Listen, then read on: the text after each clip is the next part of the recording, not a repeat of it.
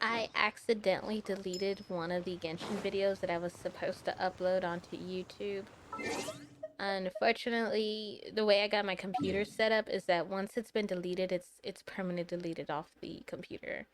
It doesn't go to my recycle bin, so I wasn't able to recover it. I did try to look online to see if there was a way I could, and a lot of it required me having to download like a third-party program to recover the file, and I I told myself I wasn't gonna bother going to the house. So especially because I saw some of them that required like there was a limit to how much you could recover back.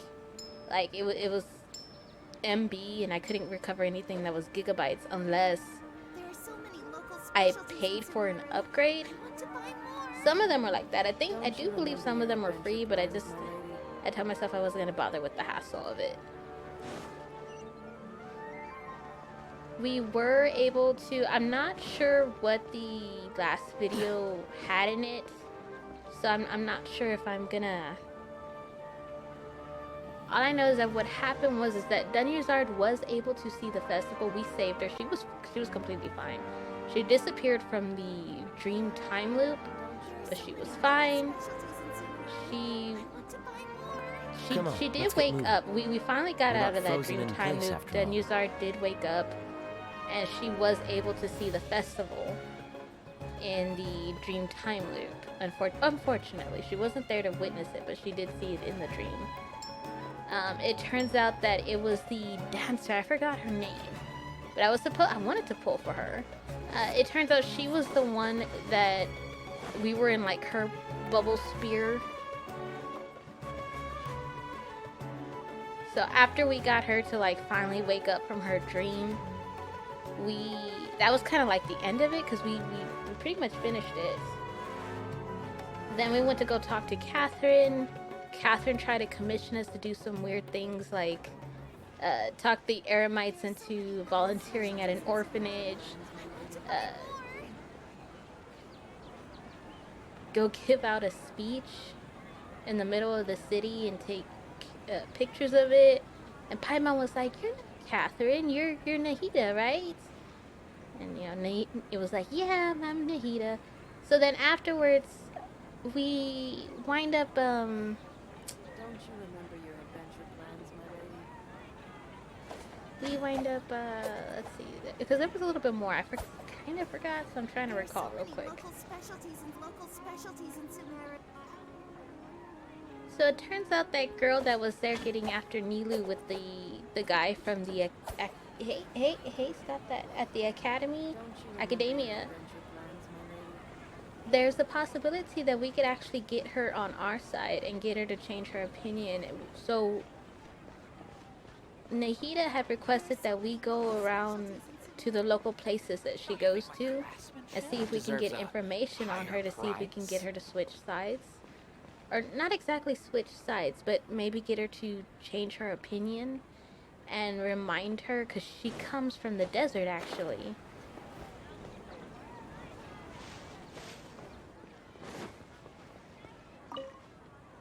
So yeah, well, here goes a cutscene.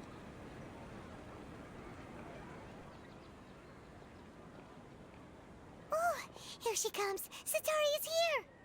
Let's quietly follow her. Once she starts talking to her acquaintances, we'll find a safe spot to begin possessing them. As for how we'll sway her to our side, I'll leave that to you. I trust you'll know what to say. Paimon's starting to feel kinda nervous. Okay, let's go. Looks like they've already started talking. Let's find a hiding spot and get started.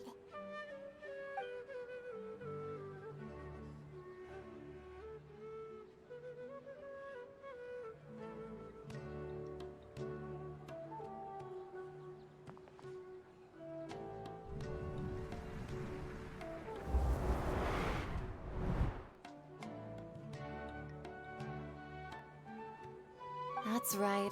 You really can't force anything when it comes to love. And besides, everyone around me has a very different background and outlook. Are you still listening to me, Nabia? Oh, of course I'm listening.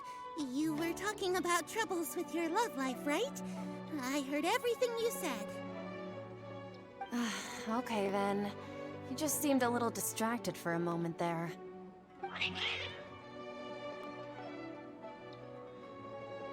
Strange. Your cats seem pretty worked up. Is something wrong? I always thought they were quiet, happy kitties. Oh, what are their names again? Oh, I forgot their names. We'll go with the first one. Are you sure? Those aren't ringing a bell for some reason. Well, actually, they have many names. Which names I use depends on my mood. Huh, I see. I imagine that must be hard for the kitties, too. So, which fortune do you want me to read for you today? You must have come for another echo of the divine voice of wisdom.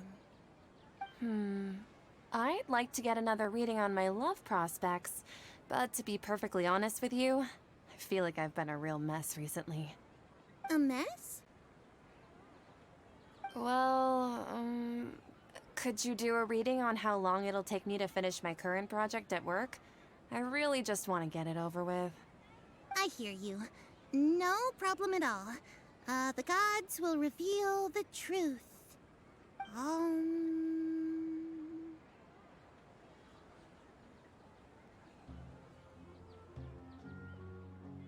The first one. The gods have spoken. The gods are asking, Setaria, why haven't you gone home? Why haven't I gone home? Do the gods really know everything I've been thinking about? Setaria, why don't you just go home? It's a demand now instead of a question. The gods seem to be truly upset. I'm sorry. I know I failed the gods. Please pass on my most sincere apologies and ask for their divine forgiveness. And if I may ask, Nabia, is there a specific god who's speaking to you right now?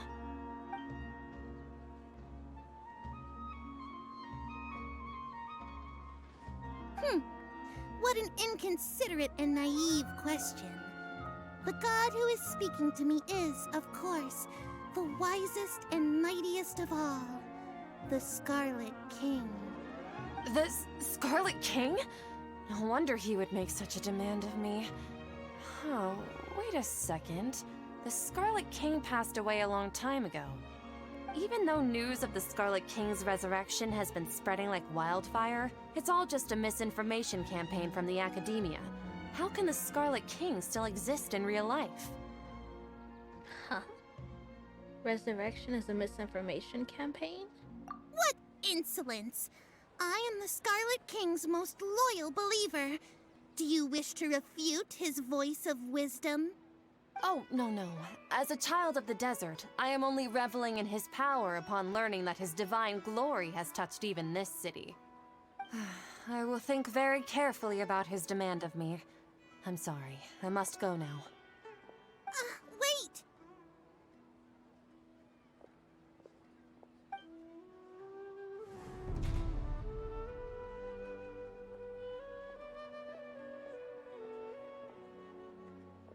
Whoa!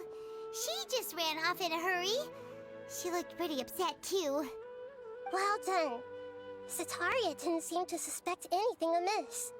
To have something she's been trying desperately to avoid show up out of nowhere and berate her, that must have shaken her to the core. Aw, Nahida, it seems like you understand human emotions really well after all. All I know are some abstract Harvard-taught theories. And in any case, my time with you has shown a lot of them to be utterly useless. I'm still trying to make sense of everything. Anyway, enough of that. Let's hurry and catch up to Setaria. He's at Akeem's now, right on cue. Let's get ready to possess him right away!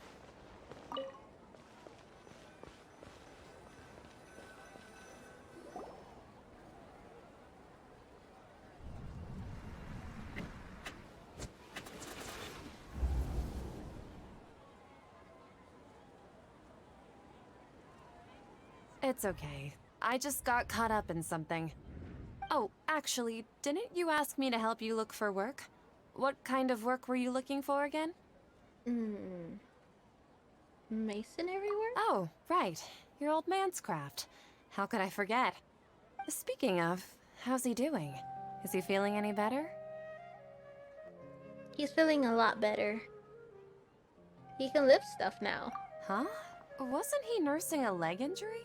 If I recall correctly, his strong arms had always been his pride and joy.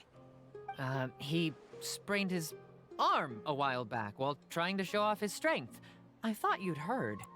Actually, while we're talking about him, is he still living in Port Ormos? Yeah, he's been retired there for a while. If you could find the time, please write him a letter. Please pass on that recently, faith in the Scarlet King has taken root in Port Ormos and has begun to spread across Sumeru. He has a quick temper and has always been a devout follower of the Dendro Archon. I don't want him to get into a fight with those Scarlet King believers because of a difference in beliefs. Oh? So, who are you siding with in all of this? The Academia or the Scarlet King? I'm so jealous of you. You were born a child of the desert, yet you chose to betray the Scarlet King, and now you spend all your time with those crooks from the Academia. Akeem, you don't mean you've also become a believer of the Scarlet King? What's so strange about becoming a believer of the wise Scarlet King? In fact, aren't you the strange one? The one who still can't pick a side? Can't pick a side? Me? Whoa! Paimon had no idea you'd be so good at this! Before I knew it, I really started getting into the role. Right now, my cat, that punk ass, I don't know what she's doing, but she's walking all over my desk and she keeps hitting the microphone. Which is why I guess you can probably hear the popping. You really zeroed in on the issue and put it right in front of her. It might feel a bit overwhelming for Sataria. But once everything is over, I'll be sure to pay her a visit to her mind and explain everything. Anyway, let's keep going.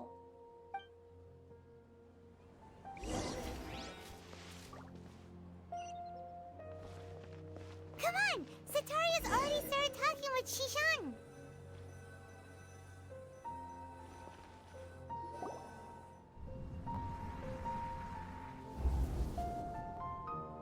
So, Shishan, have you noticed anything weird in the city lately? Like, as if someone was trying to preach to you about something?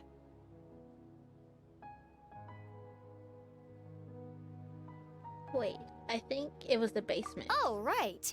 Speaking of strange things, I celebrated the Sub-Zerus festival so many times that I lost count. That was really weird. Wait, how could you be aware of that? That should be impossible. Nothing in the report indicated anything like that. Are you still failing to realize that the Academia's lowly tricks could never deceive all of Sumeru's citizens? Shishan, don't tell me that you've converted to the Scarlet King as well! What an absurd question.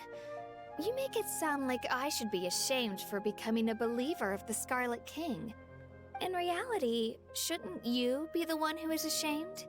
You, who works side by side with the Academia and treated people as nothing more than experimental subjects? Please, please stop! Even now, Sataria's still trying to run from her problems. That sounds like me. Did I push too hard? She can no longer justify everything to herself. Hey, she's trying to talk to the guards! What should we do? This is the most important part of all. Quick, get ready. Mercenary, you're a member of the Corps of 30, correct? Please help me pass a message to the Matra right away. The situation in the city is getting out of control. Please, try to remain calm, miss. Tell me what's happening in the city. Heretics are infiltrating the city, and they've already converted many residents to their side. Heretics? What kind of heresy are you talking about? The Scarlet King!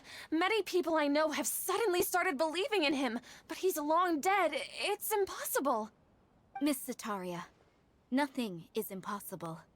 You know my name? The Scarlet King is immortal, and all who defy him will one day pay the price. You must face the truth, Sataria.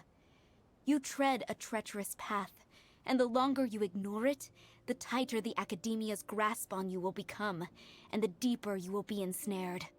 Child of the Scarlet King, never forget that the desert that belongs to you lies elsewhere. What's so strange about becoming a believer of the wise Scarlet King? In fact, aren't you the strange one? The one who still can't pick a side? What an absurd question. You make it sound like I should be ashamed for becoming a believer of the Scarlet King. Sataria, why haven't you gone home?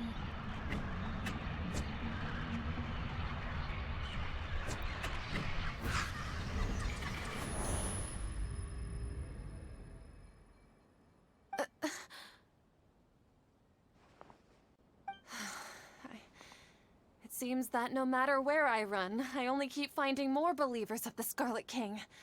I have to say, this is a familiar feeling. I've also been running from my guilt this whole time. Guilt over my part in the Sage's plans, and from ignoring the letters from the children of my homeland. But no matter how much I may try to ignore or get rid of it, my guilt always comes back. It's not too late to turn back. You won't necessarily lose your research opportunities by facing the truth. Besides, did you really want to conduct your research while carrying such heavy feelings of guilt? How do you know me so well? Are you truly just a believer of the Scarlet King? Or are you the god himself? That's not important. The important thing is to pass judgment on the Academia and its sages, and to correct their mistakes. If you could provide some assistance in this matter, perhaps it could serve as a form of atonement. I've actually never believed in the gods, but I've always believed in serendipity. Your appearance must be a fated opportunity for me to get out of this wretched situation. Please tell me, what can I do for you? Great. We finally convinced her. How much do you know about the sage's current activities? I was just one of the designers for the massed dream harvest scheme, which is what happened around the Sub-Zeru's festival. But I know very little about the full scope of the overall project. I'd assume that only staff with the highest clearance would have access to those confidential documents. I've just been working to meet the Grand Sage's specified requirements. However, there's something that's been really bothering me. I heard that a scholar who was previously expelled has returned to the city, and even the sages are still quite wary of him. An outcast that even the sages are still wary of. To fight against the Academia, we will need to figure out the nature and the purpose of their work. Is there a way for us to get access to the confidential documents you mentioned? It should be possible if we're willing to take some risks. After all, I'm an assistant to the Grand Sage, and I've been working on many tasks outside of the project. One thing, though, I won't be able to transfer the documents to you through the Akasha once I get my hands on them. The sages have always closely monitored all activities within the Akasha. Let me see... let's use the most primitive method. Send someone to pick up the documents tomorrow evening at the Academia entrance. The Academia entrance. Wouldn't that be too conspicuous? Don't worry about that. I assure you, this won't be a trap. I'm only suggesting this location because it'll draw more scrutiny for me to leave the Academia again. It'll be safest for me to distract the guards long enough to hand you the documents. All right, I trust you. So, if I were to successfully complete this task, would it mean I've atoned for my wrongdoings? That'll depend on the judgment of the Dendro Archon. The Dendro Archon. That's right. Her people are the ones we have endangered. As the God of Wisdom, she's also the one responsible for judging and guiding the scholars. Maybe it's time for me to find a god to believe in. Just as Nahida predicted, we've managed to bring Sataria to our side! The Traveler's execution was ingenious. She's the one who deserves all the praise. Well, now that we've made plans to meet again tomorrow evening, all we can do is pray for Sataria's mission to go off without a hitch. Pray? But if we're going to pray to the gods, aren't we just praying to you? God of wisdom and guardian of the scholars? No. The truth is the true guardian of scholars. I've always believed that. Anyway, let's meet again tomorrow evening at the Adventurers Guild.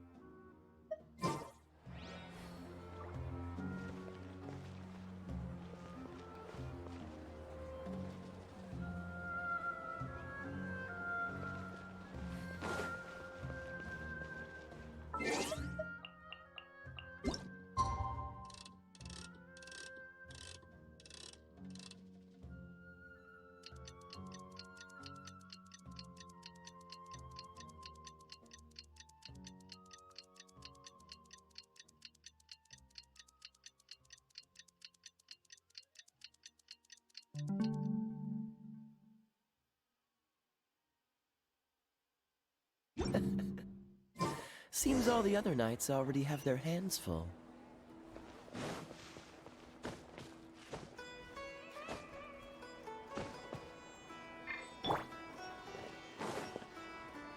Catherine, we're here! Oh, you are the other Catherine, right? That's right. I suppose I'm the other Catherine in your mind. Can't we just call her Nahida? Shh! We're on a secret mission tonight, so we need to protect Catherine's identity. Yep, Paimon's right. We cannot fully rule out the chance that the meetup tonight is just a trap. If something were to happen, my existence may be the only trump card we'll be able to play. After all, the Academia should still be unable to confirm the existence of my consciousness in the outside world. Yep, exactly. Just what Paimon was thinking. I somehow doubt that. Anyway, enough about that.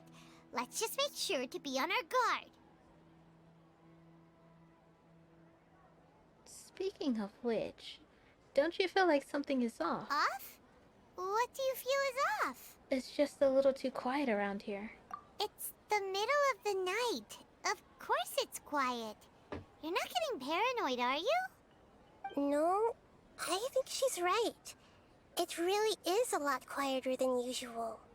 If you look around, there seems to be fewer people on the streets. I'm not sure if this is the case for the entire city, though. Huh. Maybe it's just a coincidence. Maybe Sataria figured out a way to not only distract the guards, but also to get everyone to go to sleep early, just so we can exchange the documents in peace. I also can't quite figure out why things feel a little off. But now that we're here, let's go ahead and meet her as we planned.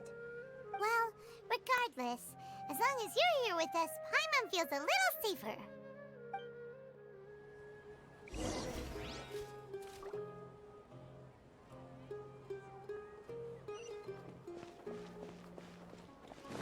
Huh. There really aren't many people out right now. Let's hope it'll be this quiet in front of the Academia, and that Sataria managed to distract all the guards.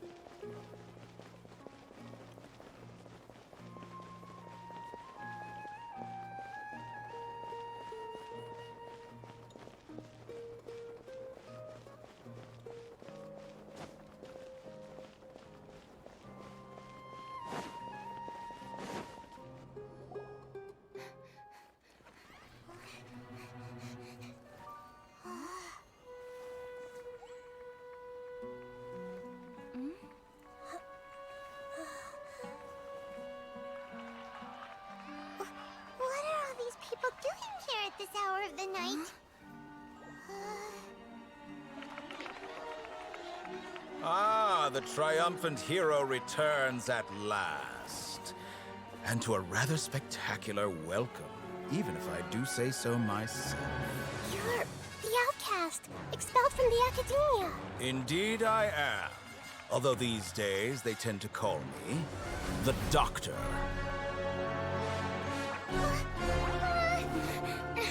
If you're looking for your researcher friend, she has already been taken into confinement. With some basic caution, she could have discovered the listening device on her person. Clearly, she lacks the degree of rigor expected of a true scholar.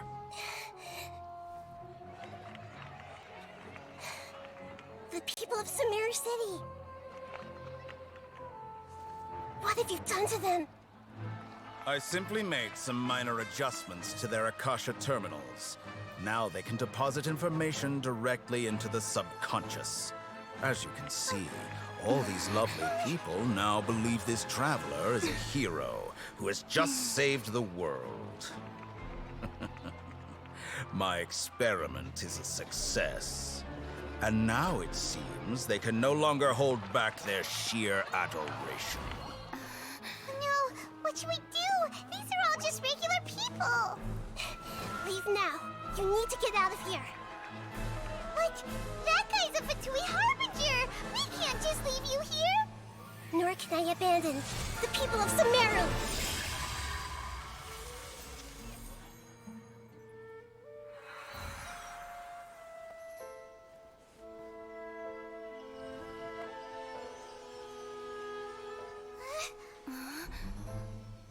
Don't worry.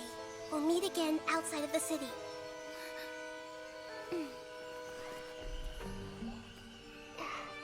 I see. You appear to have overridden their mental faculties with your own consciousness. To possess such a powerful mind, you must be the god of wisdom.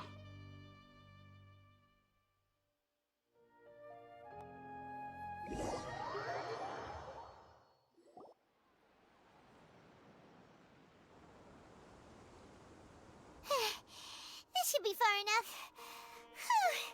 Paimon needs to catch her breath first.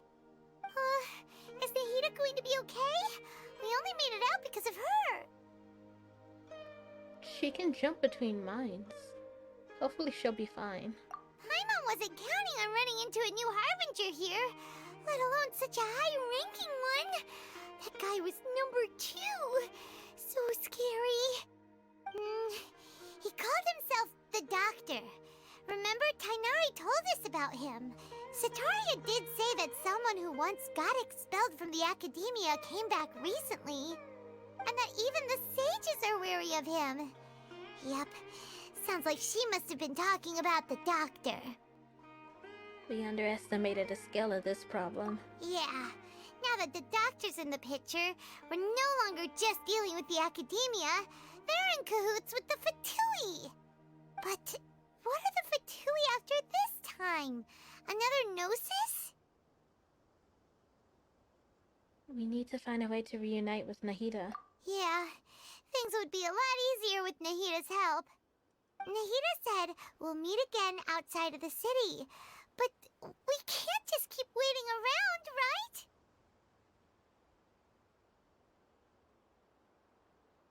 Let's start our own investigation. You mean... Let's go find Tanari. Oh, right! Wasn't he invited by the sages to work on some project when we were staying with him in the Vidia Forest? That has to be the same project. Even though he turned it down at the time, he might still know something. There's no time to lose. Let's go to Gandharvaville.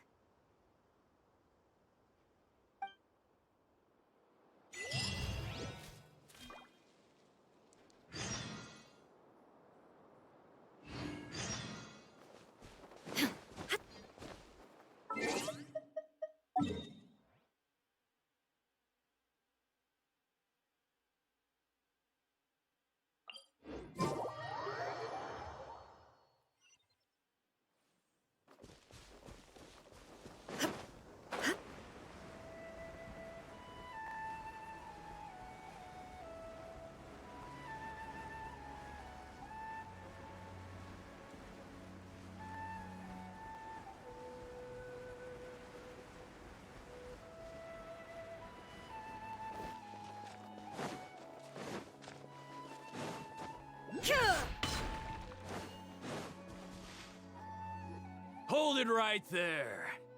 A blonde-haired traveler and a floating fairy. We've got you, all right. Take a look around. You've fallen right into our trap. Are you mercenaries from the Corps of 30? Did you come here to arrest us? Corps of 30? We're nothing like those government lapdogs who don't even get scraps for their work. We are an elite brigade that commands the highest commission rate in all of Sumeru. We're here on the orders of a client known only as the Outcast. The Outcast? An outcast from the Academia? Sounds like the doctor. But why wouldn't the doctor just send the Fatui after us? Local mercenaries might have an edge over the Futui. Still wasting time on idle chit-chat. We'll shut you up soon enough. Get them! You're up, traveler! There is no escape! No one escapes my back!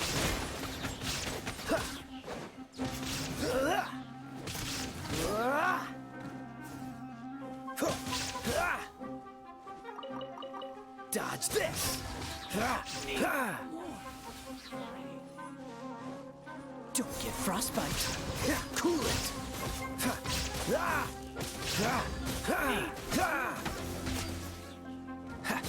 Freeze.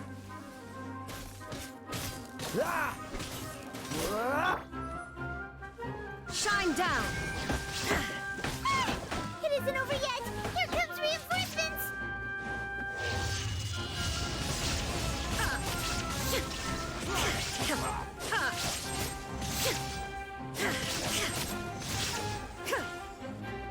No escape! Cool it. This moment will be frozen in time. I'll...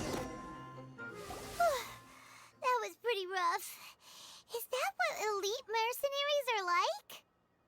It probably won't be long before we see more of them. Yeah, looks like we'll have to keep our guards up. But this doctor guy seems like a pretty tough opponent. He knew exactly where to set up an ambush. Did he predict that we would try to find Tighnari? Going up against smart people is tough. Anyway, let's keep going.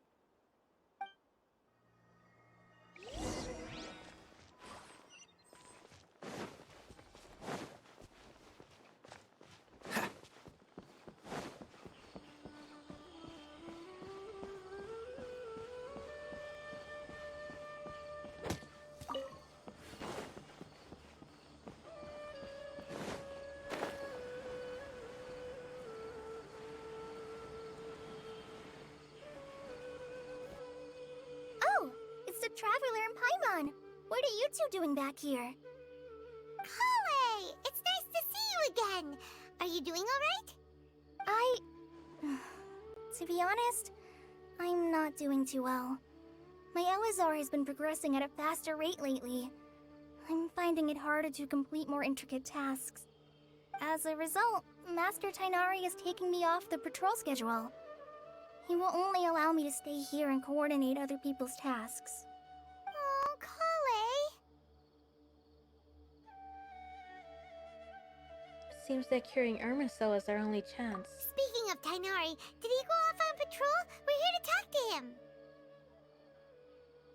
Oh, Master Tighnari? He just left the Avidia Forest a little while ago. He was headed to Pardes Di. Huh? He left? But isn't Tighnari always saying that he never wants to leave the Avidia Forest? He even turned down the Sage's invitation. I thought it was weird too. Master Tighnari always prioritizes his work as a forest watcher above everything. He almost never leaves his post. He left in a hurry this time though. He didn't give a reason. No, I only found out that he left through a message he left behind. He also made sure to delegate all his tasks using a schedule. To leave in such a hurry? I'd guess he had something urgent to take care of. Master Tighnari originally studied in the Amorta Darshan of the Academia, and Pardes Di is something like the Amorta's research base. Many rare shrubs and grasses have been planted there for research. I know that before he became a forest watcher, Master Tainari once spent a long time conducting research at Party's DI. A research base, huh? Gotta wonder what kind of research Tainari just decided to work on all of a sudden. Oh, we don't have a lot of time, so let's go look for him at Party's DI. Don't push yourself too hard, Kali. Don't worry, I'm fine. I'm used to living with Elazar by now. If you run into Master Tainari, please send him my regards. Got it. Will do. See you later, Kali.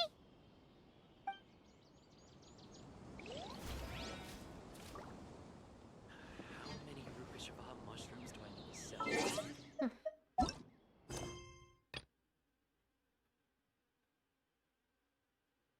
And where is that one?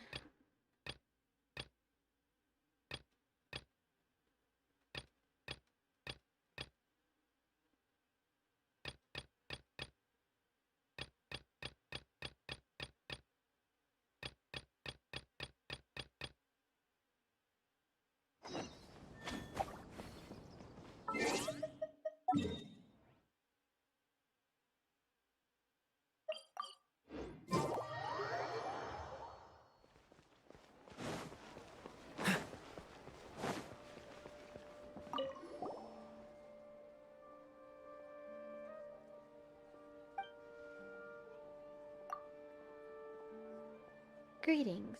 You both look great today. Are you here to take a mission or deal with other affairs? Why are you both staring at me? Is there something of significance that you would like to inquire about? No. Understood. You seem like a seasoned adventurer already. You could say that. Then you must be well acquainted with the Adventurers Guild's way of operation. Therefore, I won't waste your time going over it.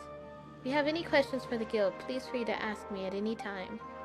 Please pitch in with the commission in Sumeru City. Outstanding adventurers like you will surely be a great help to the people here. Safe travels, traveler.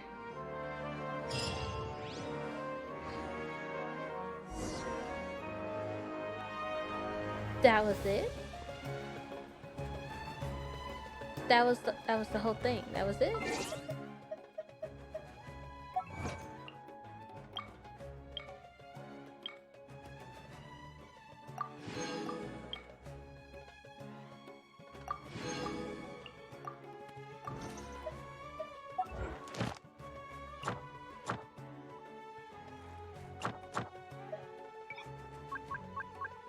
Okay. Okay, so we opened up Sumeru for commission rewards.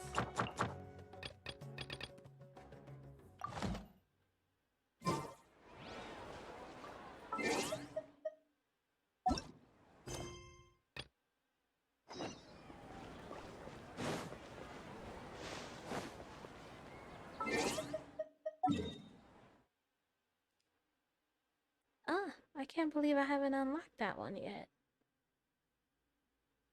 Nor that one. Well, go away.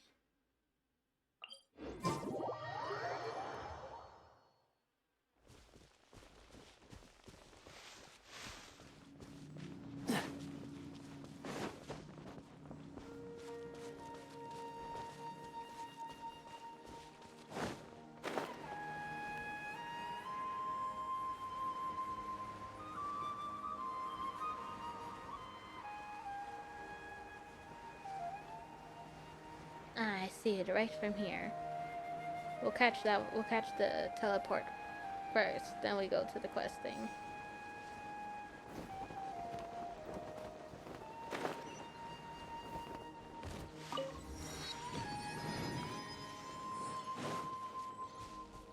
We'll catch that guy later.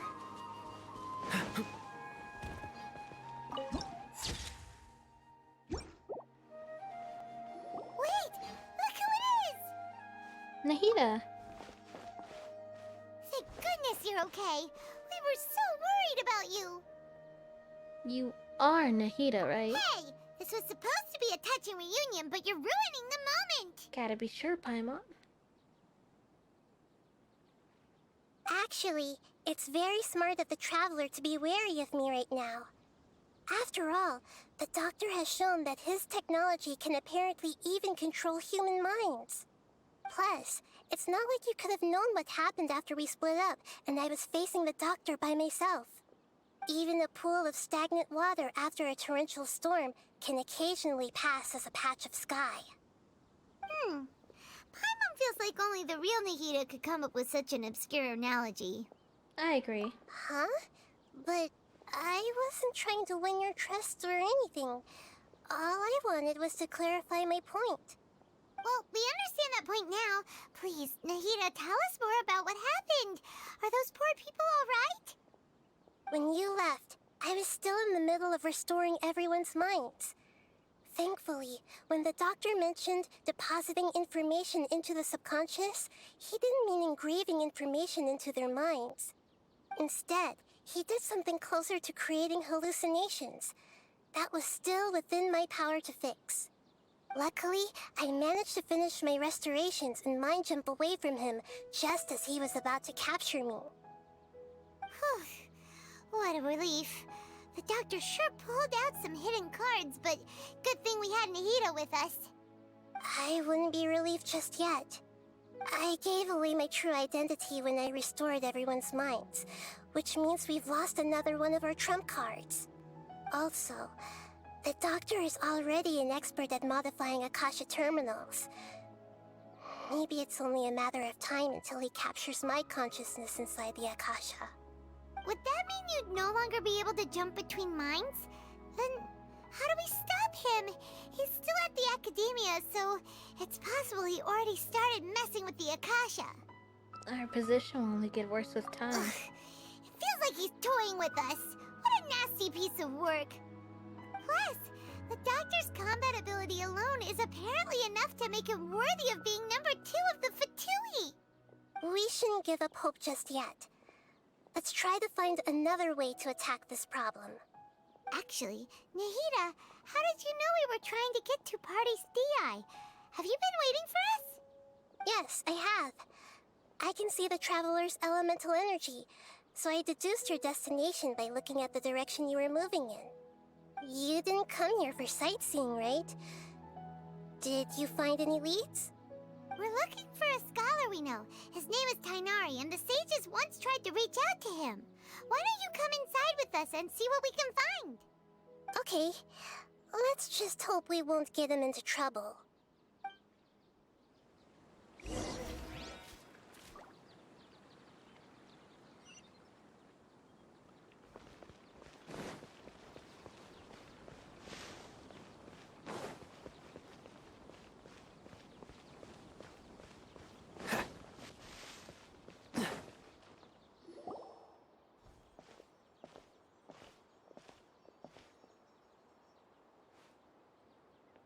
Traveler? It is you! Ah! The voice! It's Hypatia! Long time no see. Ah, what a pleasant surprise! It's so nice to see the two of you again. Who's this? She's a scholar we met in the Avidia Forest. When we last saw each other, she was still training in the... what's it called? Satyavada life? Oh, I see. That's right, we're old friends. You've come at just the right time. Ever since I've come here, hardly anyone has even talked to me. Hypatia, you're way too excited about this. Actually, for you to leave the Avidia Forest means... you're not in training anymore? Wait, no. Did you already finish your training and reach Paripurna life? What do you think? My consciousness has already managed to make contact with the divine. You did it! Congratulations! I'm really happy for you. It's so exhilarating to share this sublime joy with others at long last! When my consciousness made contact with the gods. Ah, what a supreme and unparalleled experience that was! That sounds incredible! Actually, we're here for Tanari. Oh, all right. Actually, please wait. I haven't forgotten my promise to you. Remember? I promised to help you understand what you saw from Irminsul once I gained deeper insights. My current self has not only gained true insight, but I can even help you establish a direct connection to the consciousness of the divine. You can do that? Do you believe her, Nahida? I've never heard of anything like that, but if you want to give it a try, I'll do my best to protect your consciousness during the process. Hold on. I brought some spirit-born ale with me. This is still a crucial part of the ceremony. We're using that incense again? All right now. Hold my hand. I'll help you establish a pathway to connect your consciousness. Okay. Ready?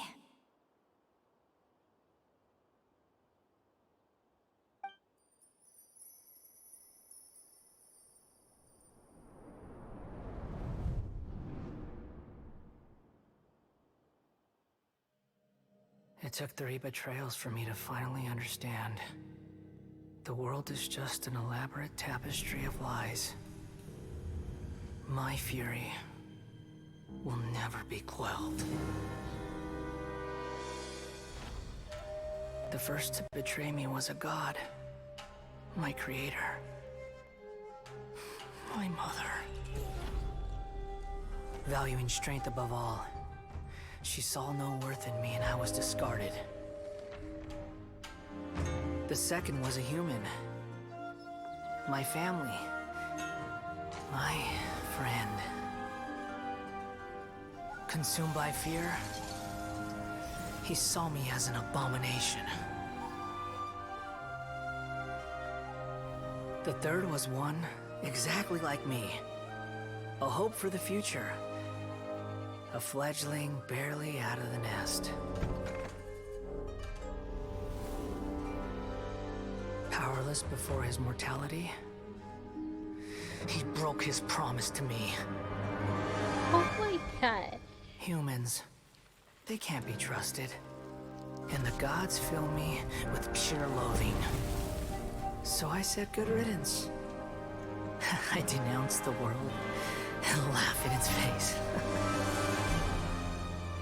My chest will never again be defiled by worldly filth. I will scrub away every last trace of human emotion. Then it will be empty, a blank slate, and ready to receive a supreme gnosis, brimming with pure divinity.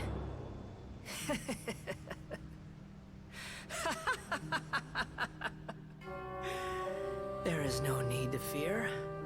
The pain will be brief. Your era is coming to an end.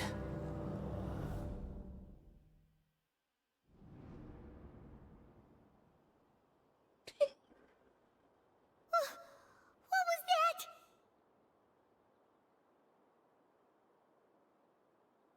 that?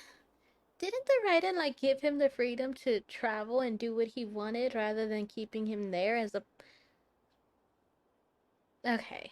This is neither the Greater Lord's consciousness nor the King's after the Scarlet King. Did we actually just see the Balladier's memories? Everything matches what we know about him. But how is he connected to the divine consciousness that Hypatia was talking about? You saw it, right? You felt it, right? Such a majestic god! Such a noble will! Such sublime emotion! Alas, shame. If only that which beats within my chest wasn't a filthy mortal heart. Oh, great and merciful God! Please grant me forgiveness and salvation! Do you understand now? I'm afraid this is no Puripurna life, but rather... Wake up, Hypatia. You... Why are you so mean to me? Why is everyone hiding from me? I found divine wisdom. Shouldn't I receive praise and honor? Haven't I uncovered that light in the darkness? Hypatia? That's how I always thought everything should be. Wait.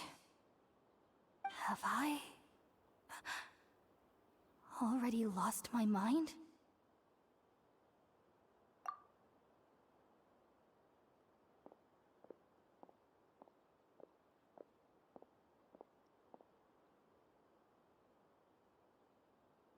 Wait, something isn't right.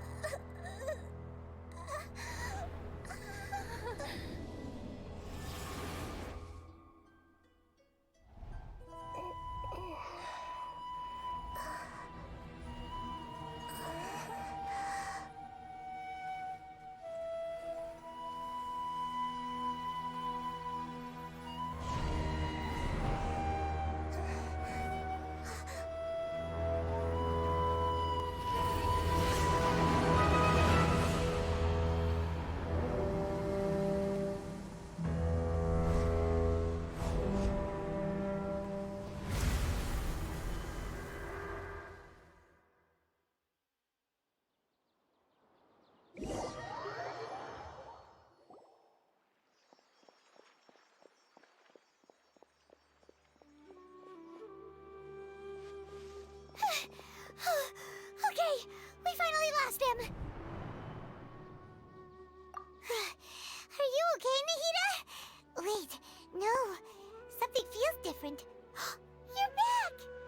Oh, the Traveler's back? What just happened? Nahida was controlling your body for a while. It seemed like she jumped over to you as an emergency measure right before the Catherine puppet was destroyed. After that, Tainari heard the commotion and came over. He helped us defeat the mercenaries and then he ran with us all the way here. This time she didn't just transfer her mind into my body. Our minds swapped places. What? You swapped places? You mean your consciousness also went into Nahida's body? Oh, look at the cute little monster in the back. Wait, then where is Nahida's consciousness? Where is she now? I would hope it returned back to her I body. never imagined that an individual's consciousness could be transferred around like this. Had I not seen it with my own eyes, I would have never believed it. I don't think this can be achieved with current human technology. Also, while we were running, the consciousness in your body told me to pass on a message. She said, "The doctor has found a way to trap my consciousness, so I can't journey with you anymore. But even in a moonless night, a shower of starlight can still drown out illusions and lies." Oh no! Nahida's trapped in the sanctuary of Surasthana for good this time! Was that message all she left for us? It's pretty vague.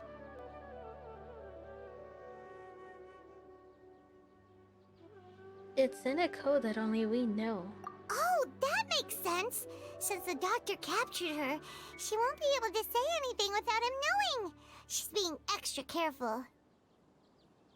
Even in a moonless night, a shower of starlight can still drown out illusions and lies. Huh. Paimon knows the moon illusions and lies are from the alchemical divination at the Sub-Zero's festival.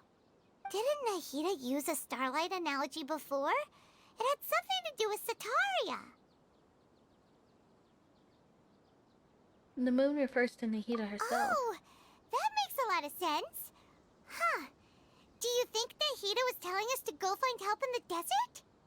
But she isn't with us anymore. Think we'll be okay?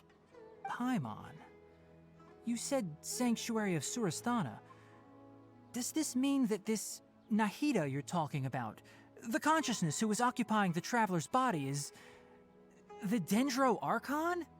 Your guess is correct, but the situation's a bit complicated, so it's really hard for us to explain right now. That's all right. A scholar's curiosity doesn't need to be appeased right away. As for the complicated nature of the situation, safe to say I have witnessed that for myself.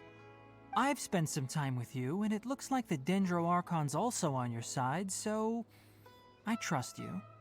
Thank you, Tainari. Oh, actually, we came here to ask you a question. What do you know about the project that the sages have been working on? Ah, that. While I was indeed invited to join that project, the sages were always secretive about its scope and goals, so I eventually declined. All I know is that that project has something to do with the restoration of Irminsul. I think I know what the project is about. Huh? Did you see something when you were in Nahida's body? The Academia is turning the Balladeer into a god. What? Do you have any evidence? I saw a nascent god under construction. Hypatia also showed us the so-called divine consciousness.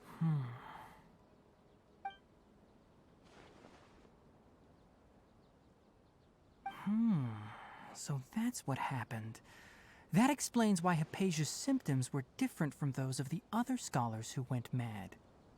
It's because she made contact with the consciousness of a new god who is still in the process of being born. Tainari, did you leave the Avidia Forest because of Hypatia? I did. I noticed Hypatia's mental anomalies, but since her symptoms were rather atypical, I secretly took her to Pardes Dii and began searching for a way to return her to her normal self. If I didn't take action, Hypatia would have already been taken by the Matra to the desert, doomed to a life of exile at Aru village. Now that you mention it, I knew the Academia has never thought particularly highly of Lesser Lord Kusanali, but I still didn't expect them to do something as arrogant as creating a new god. Looks like I made the right decision by not accepting their invitation. The Fatui is also behind some of this. The Doctor and the Balladeer. We have 2 Fatui Harbingers in Sumeru. Sounds like we're in for a bad time. From your description, I don't think they've completed their project. There may still be room for us to intervene. But then, what is the connection between creating a new god and restoring Irminsul? Yeah, it feels like we're still nowhere close to figuring out the sage's goals. Let's head to the desert for now. Right. We've pretty much gone over everything we need to know, so we should head out. How about you, Tainari? What are you going to do? I'll stay here for now. I still want to try a few more things to help Hypatia. If you're planning to go into the desert, start by heading for Caravan Rabat. That'll be your fastest route. Come find me here if there's anything else I can do to help. May the spirit of wisdom go with you. Thanks, Tainari. Hopefully Hypatia will feel better soon. We're off then.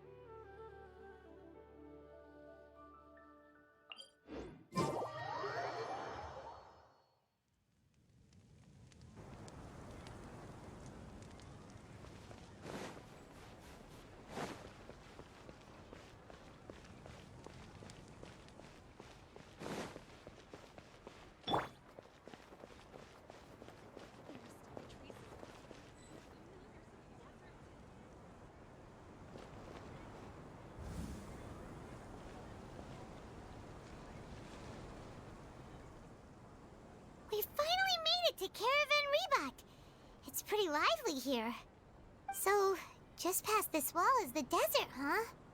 Oh, wow. Paimon remembers hearing people call this the Wall of Samiel. It's made to block sandstorms from the outside. Oh, if it's this tall, it's gotta be the divine work of Greater Lord Rukkhadevata, right? It is indeed quite impressive. Enough gawking. Come on, follow me. Huh?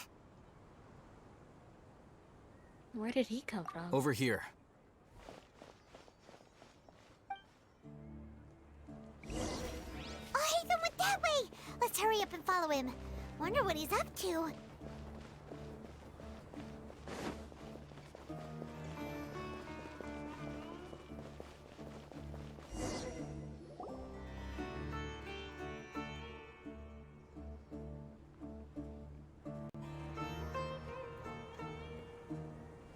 What the? Where did she go? How did we lose them? They were just here a second ago. More Eremite mercenaries? Who are they working for this time? Anyway, Traveler, it seems like we were being followed again. You were too careless. You should have noticed those hopeless amateurs trailing you a long time ago. Thanks. There's no need to thank me. I've never cared to keep track of personal favors. All I did was correct a mistake I happened to come across. It's a habit I developed at the academia. You really gave Paimon a scare, Haytham. I never thought we'd run into you here. Last time we met at Port Ormos, didn't you say you were going back to the academia? Wait, don't tell Paimon that you're here to take us back on their orders! Oh, so you've already landed yourselves on the academia's hit list. I can't say that I didn't expect it. However, had I wished to turn you over to the academia, don't you think you'd already be the Eremites' honored guests by now? Oh, right. You do have a point. Did you participate in the Sage's big project? I have no interest in running errands for that project. As a scholar, I've always belonged to the camp that promotes researcher autonomy. And these days, you're more fascinating than anything the sages can offer. So you were actually looking for me? Not quite. To tell you the truth, I'm still investigating the Divine Knowledge Capsule. Unfortunately, I've run into some difficulties. Everyone says the capsule originated in the desert and was eventually moved to Port Ormos. If I am to get to the bottom of this, I must understand how the capsule first came to be. Which brings me back to you, and why you're so interesting. The leader of Ainul Ahmar used the Divine Knowledge Capsule right in front of you, and upon seeing him, your expression became perplexed, and you were lost in thought for quite some time. To have that kind of reaction, I think you must have realized something. Are you interested at all in sharing what you've been hiding from me? It must be because I was so shocked to hear those words again. World forget me? Oh, Haytham, you really have a ridiculous eye for detail. What kind of person even notices or remembers stuff like that? The situation is a little complicated. So that's your answer. Well, I do work for the academia after all. So considering that, it is indeed wise to keep your cards close to your chest. But that does prove you do have some undisclosed information about the Divine Knowledge Capsule. Am I right? No matter. Rather than simply learning the answers from you, I'd still prefer to investigate on my own. Speaking of, you two are also headed to the desert? That's right! We have the same plan as you! But we don't really have any concrete goals at the moment. Then I'd suggest starting with Aru Village. It's the largest settlement in the desert, so it'll probably have more resources and intel than anywhere else. Well, would you like to head there together? Sounds good. It's always better to travel with someone you know. Let's go!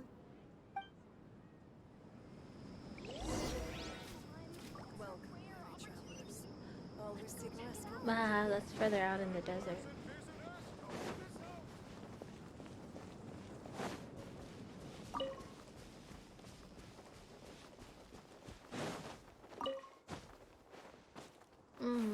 we'll follow the path.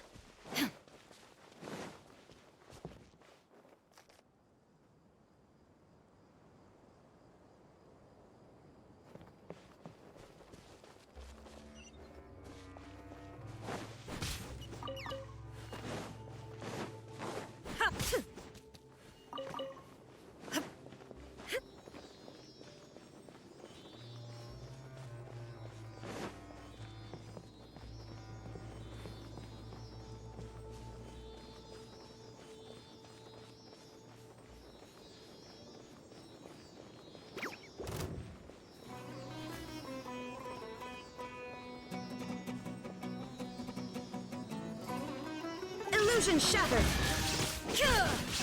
Freeze!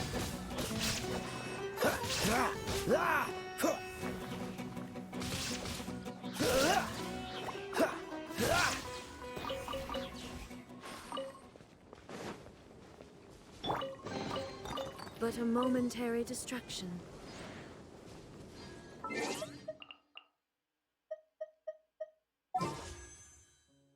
Okay, we only have 3 more days left. I want to pull for her, but I'm just holding off.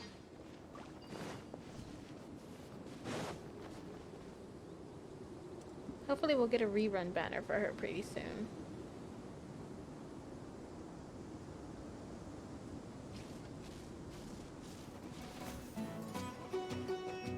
We'll avoid fighting for now, just so that we can get through this story.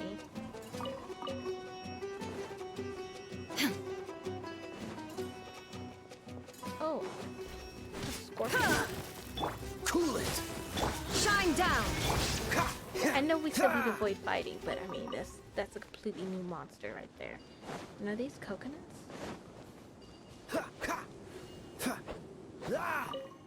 Ooh. Fruit that grows on evergreen trees. I'm not gonna bother with getting the other one. But who's trying to start a fight with me?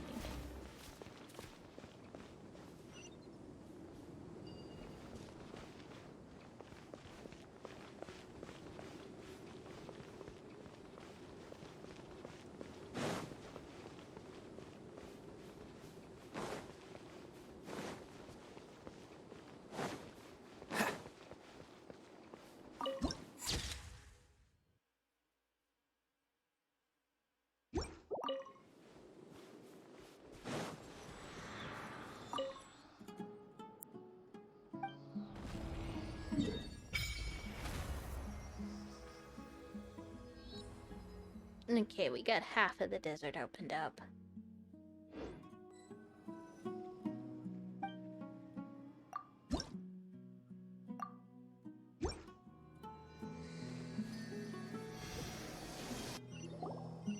Before us lies Aru Village, the safe haven of the desert folk. Whoa, this landscape is really something else. What a cool place! Let's go check it out!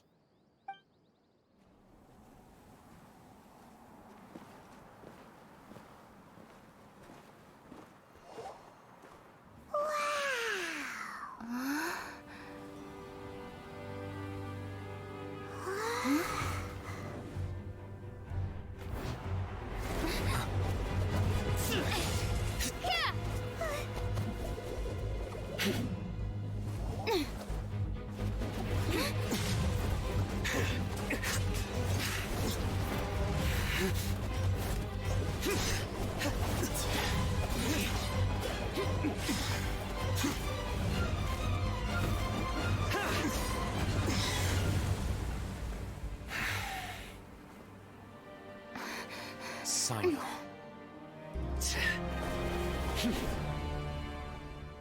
He's another Unless character. my memory fails me, I wanted to we pull have barely for. spoken 2 words to each other before now at the Academia. Would you care to enlighten me as to when and how I invited the General Mahamatra's wrath? Oh, Hatham. Do not think you can escape my judgment, just because you managed to escape my attack. Judgment? So that's how you'd characterize your actions here, is it? Or would elimination perhaps be a more accurate description? Had I used my full strength, not even this traveler would have been able to stop me. Though styled like an assassination, I sought only to ensure that my target would be unable to flee or resist. Standard practice for the Matra, as well you know. Seemed to me more like your own personal touch. Who is that, Alhaitham? Did you call him General Mahamatra? Yes. General Mahamatra Sino, head of all the Matra at the Academia. He's a formidable hunter, and the ultimate nightmare for any who have committed academic crimes. You seem to have placed a lot of trust in Alhaitham, to the point of blocking an attack for him. If I were you, I'd never choose to side with him. I wouldn't believe a single word that comes out of his mouth. I have been pursuing this scribe for a long time. I urge you, stand back and do not seek to defend him any longer. Otherwise, there will be consequences. I don't trust him as much as you seem to think. But that doesn't mean I'm going to stand by and do nothing. Has Alhaitham done something wrong? Paimon doesn't think he's as bad as you've made him out to be. I won't waste my breath explaining things. Alhaitham, I saw it during our fight. Take it out. The divine knowledge capsule you're hiding on your person. Unless you want me to retrieve it for myself. Very perceptive of you. Nothing escapes a Matra's senses. Wait, the divine knowledge capsule? Didn't it fall into the Matra's hands in Port Ormos? So you did lie to us. No wonder you speak with such confidence, Sino. But I must admit, I'm very curious. What does this capsule mean to you? He just completely ignored us. And why, as General Mahamatra of the Academia, are you all alone in the desert? As far as I'm aware, the other Matra have been speculating about your disappearance. Have you been given a mission that's, let's say, morally dubious? If I was the real target of your mission, what was stopping you from simply using your authority and resources to judge me within the walls of the Academia? Is it a mission from the sages? I should have known you'd be difficult to deal with. You two! Ugh! What should we do, Traveler? Paimon feels like we can't trust either of them! We have bigger goals in mind, Paimon. Well, look at you two, acting all tough and self-righteous over there. Wait, Dia?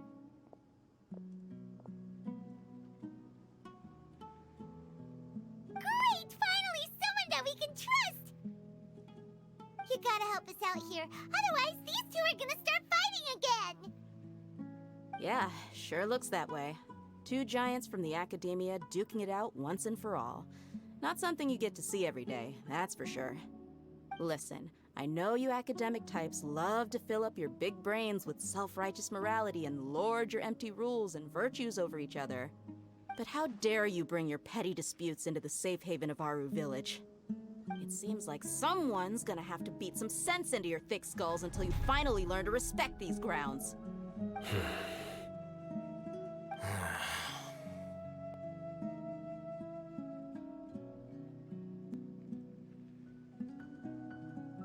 They're still looking for an opportunity to attack. Hey, did either of you hear a word I just said?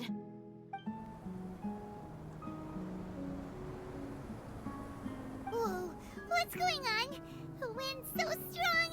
Is this a sandstorm? Paimon's gonna get blown away! Another sandstorm? What's up with these recently? Hey! All of you, over here, quickly! We have to take cover! Someone's calling for us! Oh, this wind is too strong! Let's get over there! That sounded like Candace. Come on, you two. Jeez, are all of you Academia folks such hard work? Move it! All right, stop yelling.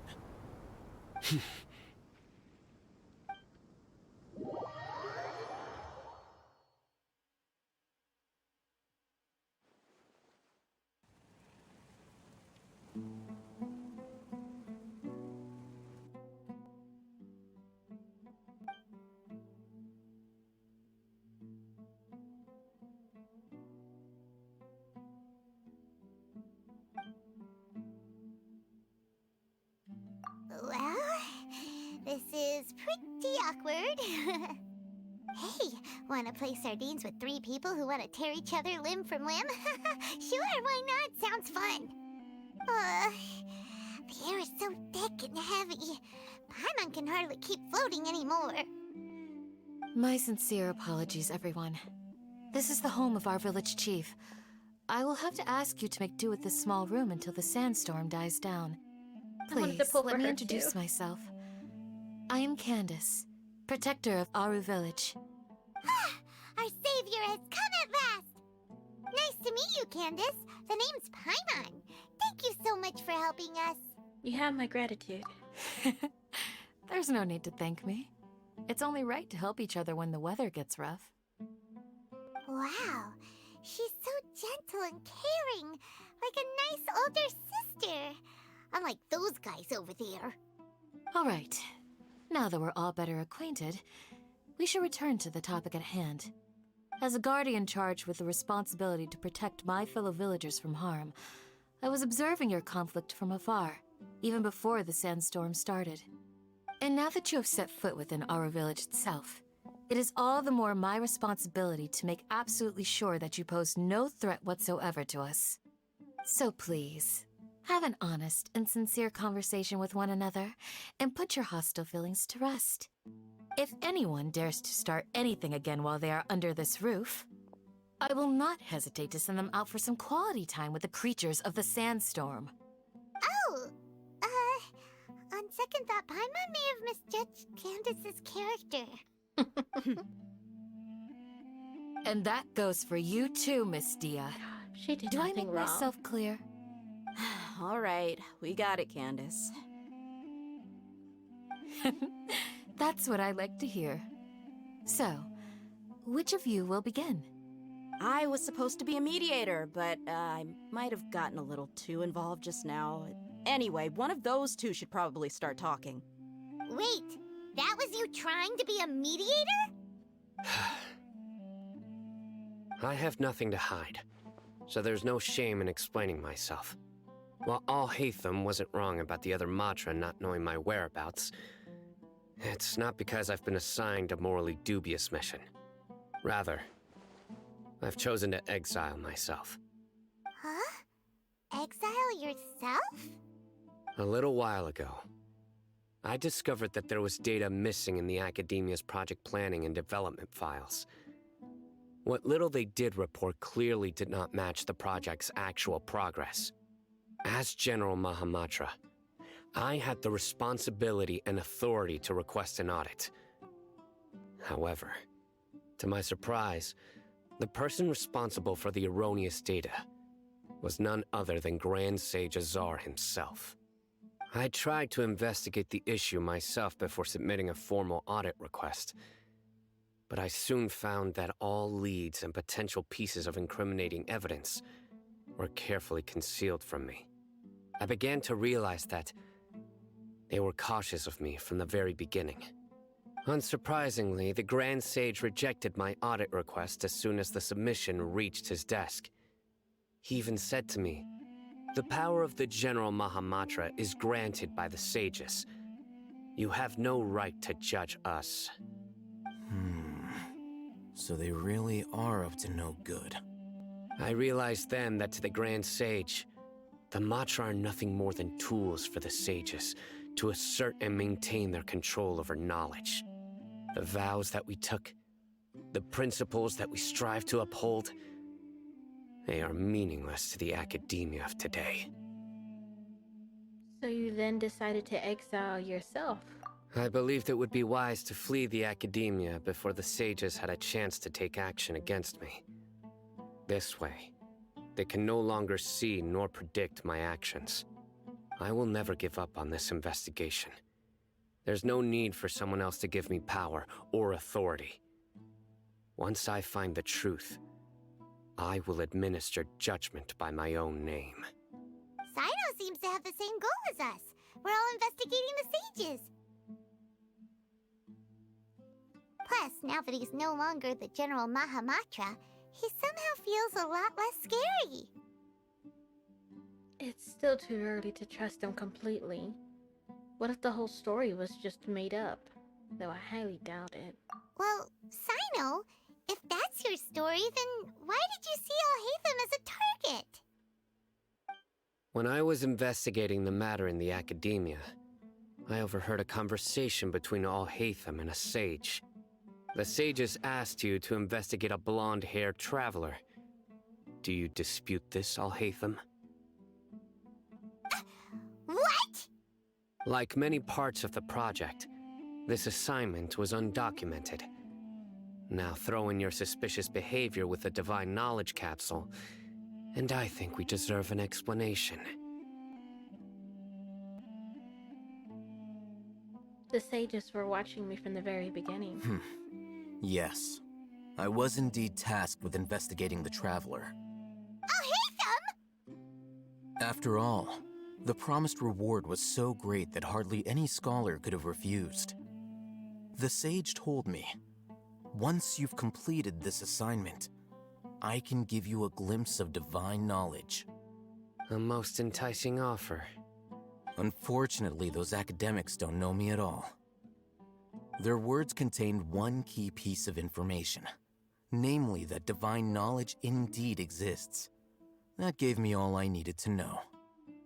From my perspective, the sages are far from trustworthy. Think about it. Isn't it a little strange they're so willing to share divine knowledge with anyone, even as a reward? So, I began my own investigation following the lead of the Divine Knowledge Capsule. In the end, I realized my wisdom in committing to this rather than collaborating with the sages. Had I been less guarded, I probably would have ended up like that Ain al-Ahmar mercenary, incapable of remaining sane for long enough to hold a conversation. You mean that the sages originally planned to dispose of you, using one of those capsules that drive people insane? Did you join forces with me just so you could investigate me? I'd already given up on the assignment by then. I only told the Academia I was waiting in Port Ormos for you to appear so they wouldn't suspect anything. So it came as quite a surprise when I encountered my erstwhile target while investigating the Divine Knowledge Capsule. Criminals do love to talk about coincidences. Even though I ran into the Traveler by chance, I had no intention of providing assistance to the Academia. Also, you should remember, you were the ones who decided to follow me and strike up a conversation after I left that tavern. Now that you mention it, things did go like that. That's true. Alhaitham helped us out at Caravan Rebat as well. Maybe he's telling the truth. I'm willing to apologize, if that's worth anything to you. I took the Divine Knowledge Capsule behind your back because I judged its existence to be a significant risk. I felt that it would be best for no one to interact with it before it had been properly studied. After all, curiosity often proves to be the most dangerous thing in this land. You should be well aware, Scribe Alhaitham, that curiosity can also lead you to danger and suspicion. Answer me this. Did the sages share any information about their project with you? Have I not made myself clear? You and I are both distrusted by the Academia. Do you really think they would tell me anything? Fine. Although you haven't completely proven your innocence, I won't regard you as an enemy, for now. As you wish. Good. I'm glad to see you two clearing up your misunderstandings. And now you, Dia. I believe it's your turn. Oh, sorry. Whatever the boys were talking about must have been so boring that I spaced out. My situation is pretty straightforward. My employer, Dunyarzad of the Homayani family, is friends with the Traveler and is currently recovering from her illness at home. I had nothing going on, so I decided to return to Aru village for a visit. I was actually looking forward to a pretty exciting time getting back together with everyone here. But then I saw these two random guys in the middle of a pointless argument. It ticked me off, and things went downhill from there. Is that all? Well, I will admit that definitely sounds like your style. In that case, welcome back, Dia. That's more like it. I missed you all so much, Candace.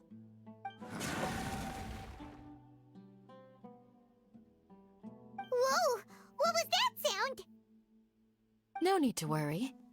Now that you're no longer at each other's throats, please make yourselves at home. I'll take a quick trip outside to clear out some of those creatures in the sandstorm. Creatures? In the sandstorm? Are you sure you don't want some backup? Fighting in a sandstorm is not for the faint-hearted. Anyone without extensive training in these conditions is at a disadvantage. You needn't worry. Yeah, just leave him to Candace. Don't worry, she's as tough as they come.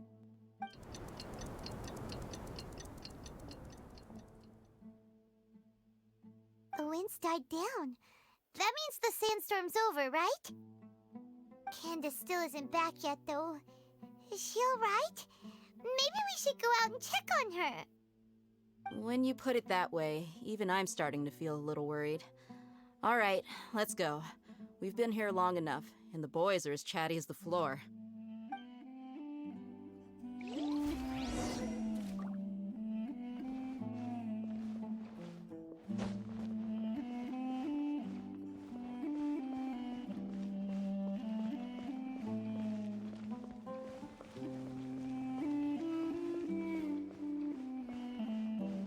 Okay. Doesn't look like there's anything in there for us to loot.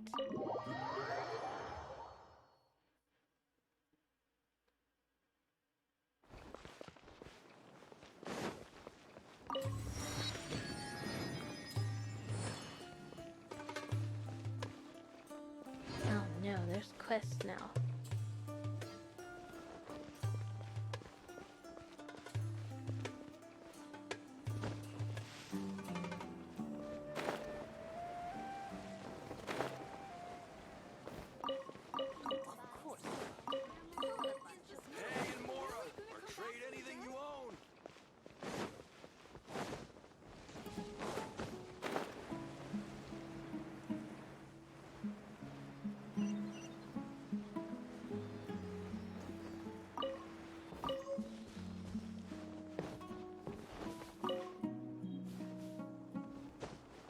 We can climb these?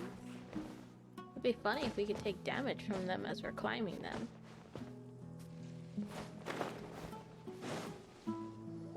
Ooh, Candace, you're still fighting? You've been out here dealing with these creatures the entire time? Yes. They just keep coming in waves. I've lost count of how many I've defeated. Before I realized it, even the sandstorm had stopped. Your stamina is also something else. Ah! Here comes another wave! Leave this round to us. I got interrupted earlier, but now I have something to take my anger out on. It's been quite a while since I've seen the Flame Mane in action. I'll leave these to you then. I'll be sure to put on a good show. Let's go!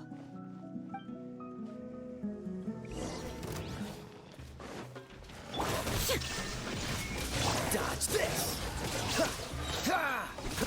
Frostbite. Cool it!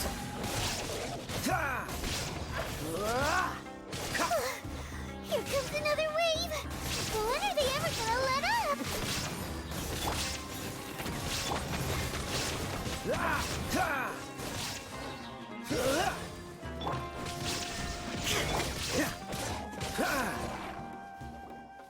The creature stopped appearing. Was that the last of them? What we fought just now was probably the aftermath of the sandstorm. So we should be safe for the time being. Well fought, everyone. No injuries, I hope. Huh? Who are you? Ah, my apologies. I haven't had a chance to greet you yet. I had my hands full taking care of the village's elderly and children. I am the chief of Aru village. Everyone usually calls me Uncle Anpu. It's a pleasure to meet you. Sir, I am also originally from the desert, but I have not been back for some time now. May I ask if such sandstorms are common? I can't say they've always been common, but recently the storms have become increasingly severe and frequent. Besides sandstorms, we also occasionally get earthquakes, According to an investigator who stayed in the village a while ago, these unusual natural phenomena are related to the withering of Irminsul.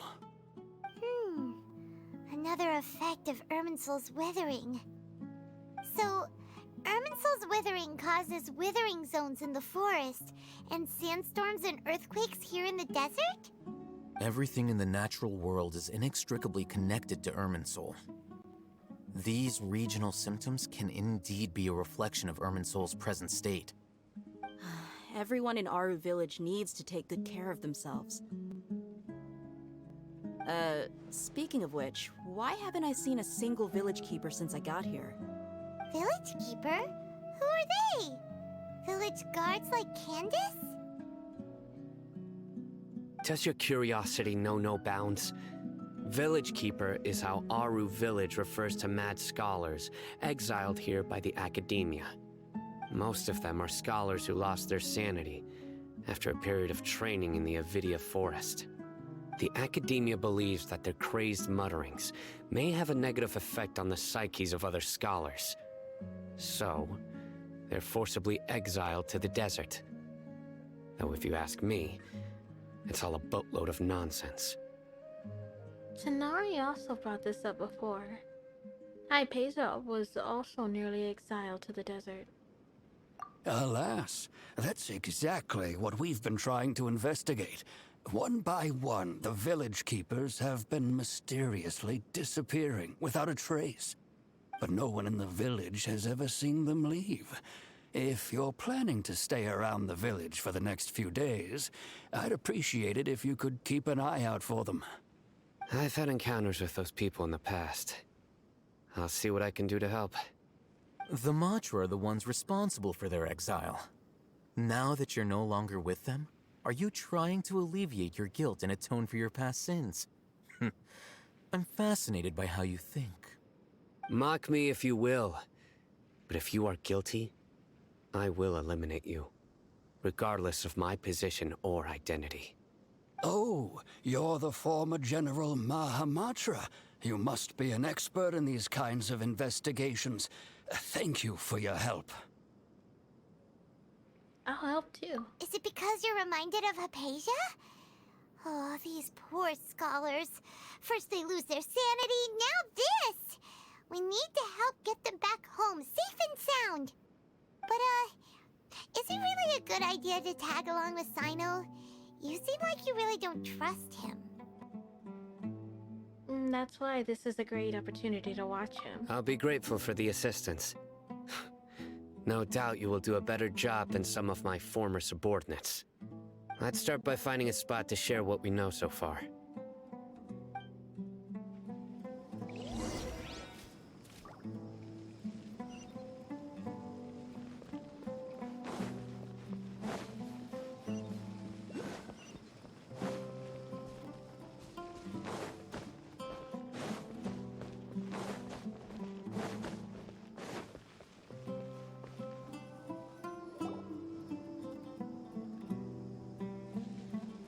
Although I've sent myself into exile, I'm still doing essentially the same things as before. Do you still have any questions for me before we start our investigation? Why do they refer to the mad scholars as village keepers? One of my former subordinates told me that this title has its origins in a strange incident. The Academia has long exiled mad scholars to Aru Village. A mysterious phenomenon exists here. When mad scholars first arrive, they are as incoherent and deranged as before. But after spending some time here, they invariably begin to calm down. Initially, the people of Aru Village greatly resented having to take in the mad scholars. But a strange incident one night changed that. Aru Village was struck by the strongest earthquake in living memory. Seeing buildings on the verge of collapse all around him, the then chief of the village was preparing to take everyone to safety. Suddenly, he noticed a mad scholar crouching in a corner, caressing the ground with his hands. A soft, green light radiated from him, like a divine glow against the backdrop of night. Despite the powerful tremors that ripped through the ground that night, all the houses remained upright, almost as if they had grown roots reaching deep into the ground. In the end, not a single building collapsed, and no one was hurt. After that, the people of Aru village treated the mad scholars with greater kindness, and began to refer to them as the village keepers. The soft green light? A mad scholar protecting Aru village? What do you make of it, Traveler? It must have been Nahida's power. Paimon thinks so too. Actually, Sino, do you know if any of the mad scholars continued to wear their Akasha terminals at Aru village? In theory, they would continue wearing them so the academia could still monitor their activities. With that said, the main Akasha system would no longer have any interaction with them. Oh, no wonder! Everything makes sense then! Add in the fact that they calmed down, it was probably Nahida who calmed them. If you are able to draw a conclusion from this one story alone, then it appears you possess much more information than I do. So, what do you make of the story?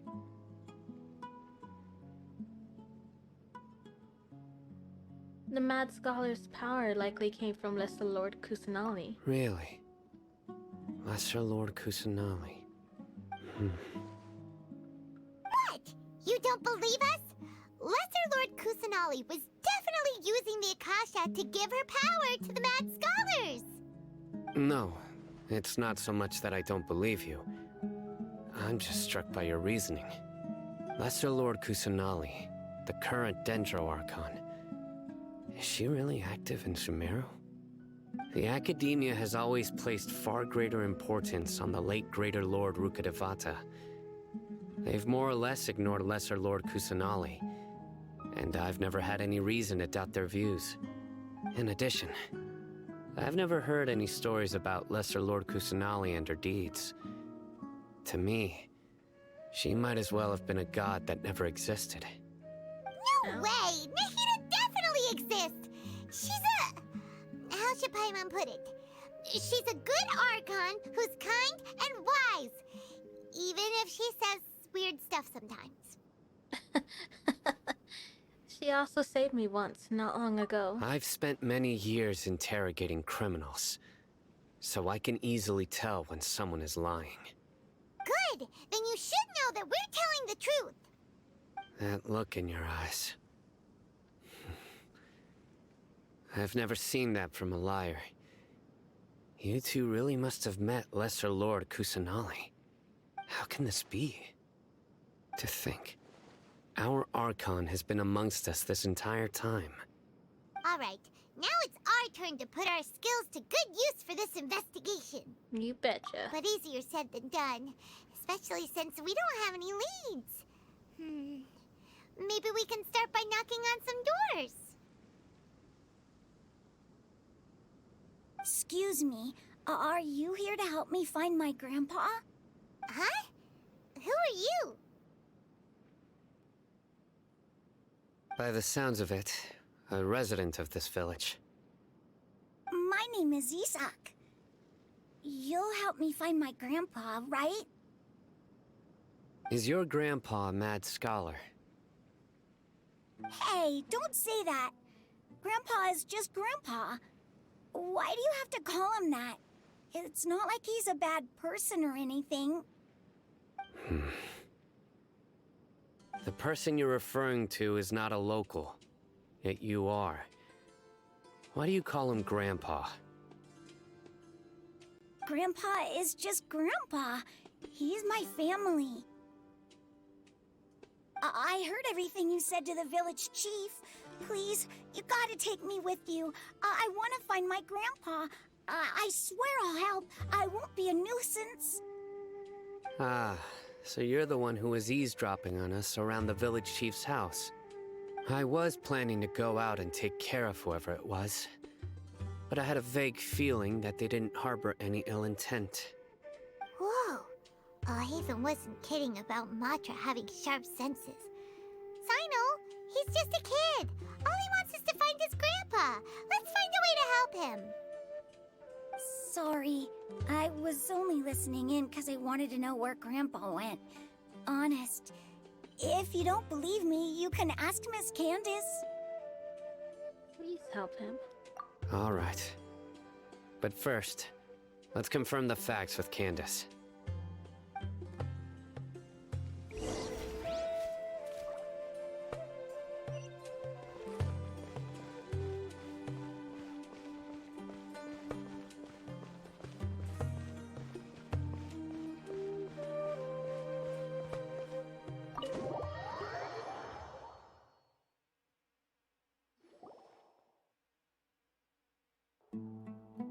Sino is super vigilant. Is this what all the Matra are like? Ah, you're back already. We just wanted to confirm something with you. Do you know a boy by the name of Isak? I had a feeling he'd go looking for you. Huh? You knew this would happen? Yes. Although he tried his best to stay hidden, I still noticed him eavesdropping outside the window. He really wants to get his grandfather back. Isak's parents were both Aramite mercenaries who rarely returned to the village after finding employment in the city. He was raised by his grandfather. Unfortunately, it was only a few years before his grandpa passed away. Isak was still very young at the time, so various families in the village took turns caring for him so he could survive. Later, an elderly mad scholar arrived at the village.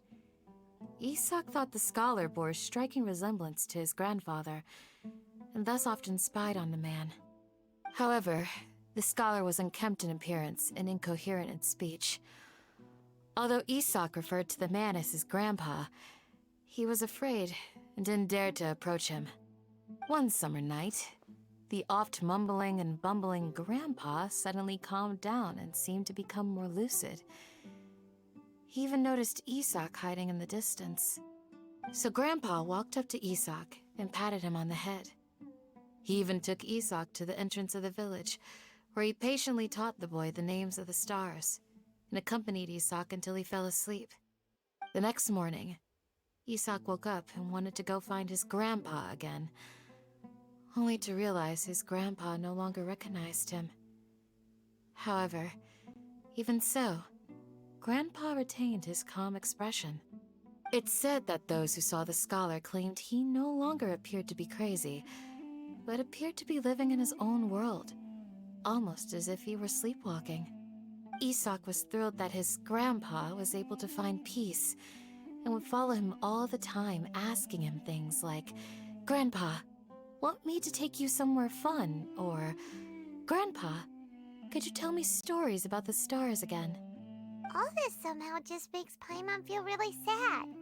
It seems like they both deserve so much better. Perhaps. Nearly everyone who lives in the desert has some form of hardship or regret.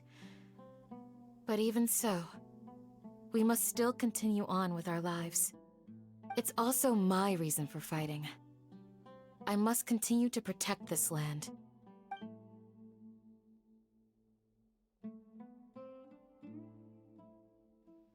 Lucid Grandpa was probably Nahida.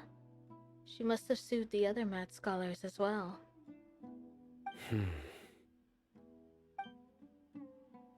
From the look on his face, he's probably connecting the dots as well. Maybe the people have always had a considerate god watching over them. Huh? What did you say, Sino? No, nothing. As long as Isak keeps his word and doesn't get in our way, we can take him along. Perhaps you are more compassionate than I gave you credit for.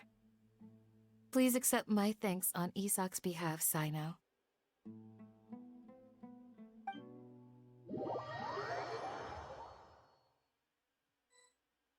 Hey, Isak!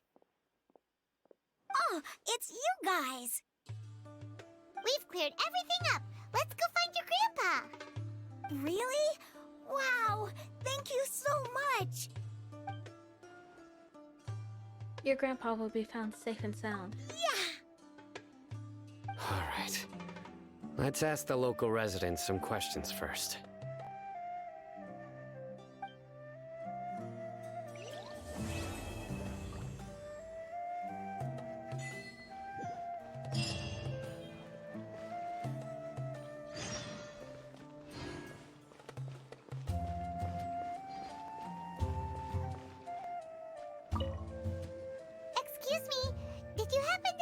the missing scholars went? You mean the village keepers?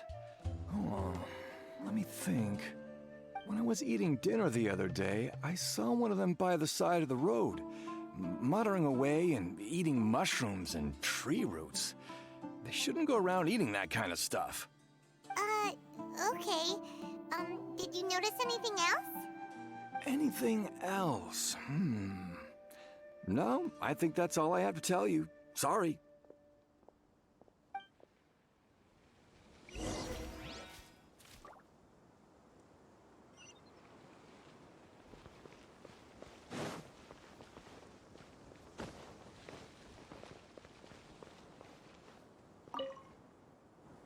The scholars that have gone missing. Have you seen them? Those eyes. Those fierce eyes. You look like a real fighter. Don't change the subject. Right. You were asking about the the mad scholars. I think it's been a few days since I last saw them. I usually go to bed pretty early, so I'm not too familiar with what goes on at night. But honestly, I feel quite sympathetic towards them. Even though they act a little strange, they've helped me in the past. If it weren't for them, my house would have collapsed long ago. Do you also think Grandpa and the others are good people? Grandpa? Oh, hello there. It's little Isak. You mean that nice man who looks like your grandpa's long-lost twin, right? He was actually the one who protected my house. I saw it with my own eyes. He happened to be staying near my house that day and was doing something with his hands on the ground. It still feels pretty surreal now that I think back on it. Did someone teach them how to do that? Well, whatever the case, I'll always be thankful to him and whoever taught him to look out for others. I'm pretty sure that if I ever went mad, I wouldn't be able to do anything like that. Gotcha. Thank you.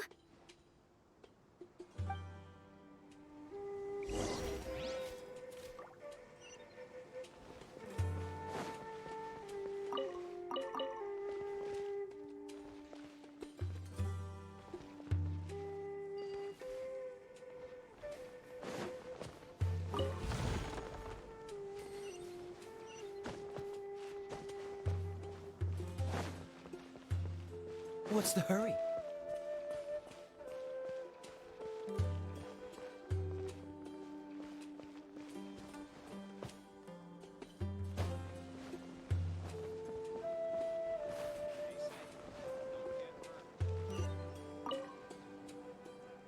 Sir, have you seen my grandpa recently?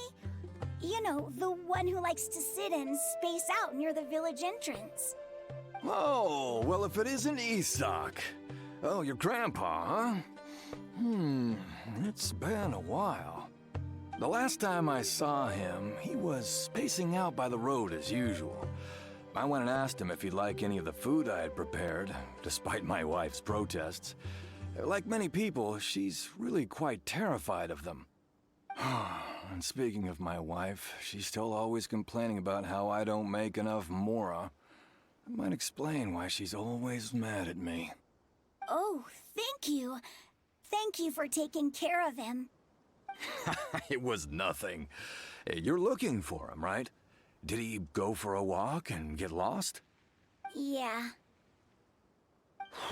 That's no good. Well, once you found him, come by my place again and I'll cook a little something for the both of you. I've known you since you were very young, so as far as I'm concerned, you're family. Please feel free to come by anytime. Wow, what a nice guy! Okay, thank you, sir. Huh? What's wrong? Did something happen? Don't say anything for now. Isak, stay here. Let's head over there. Stay quiet as you move.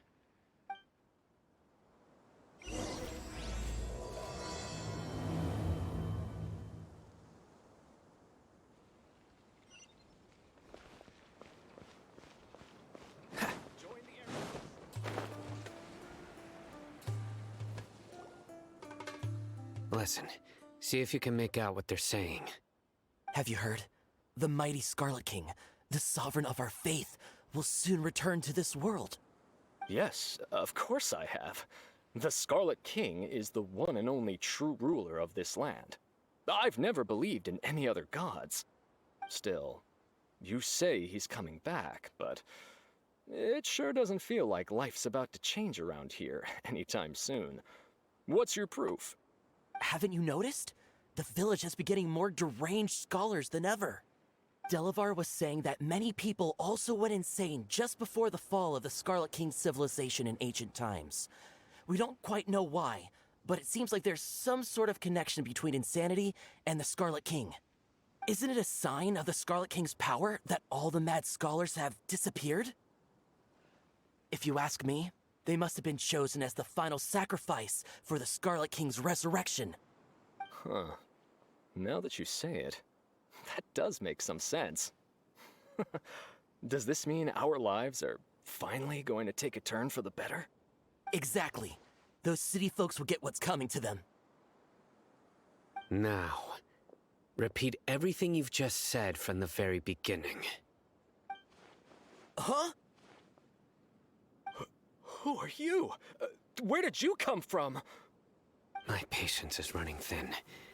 You heard what I asked.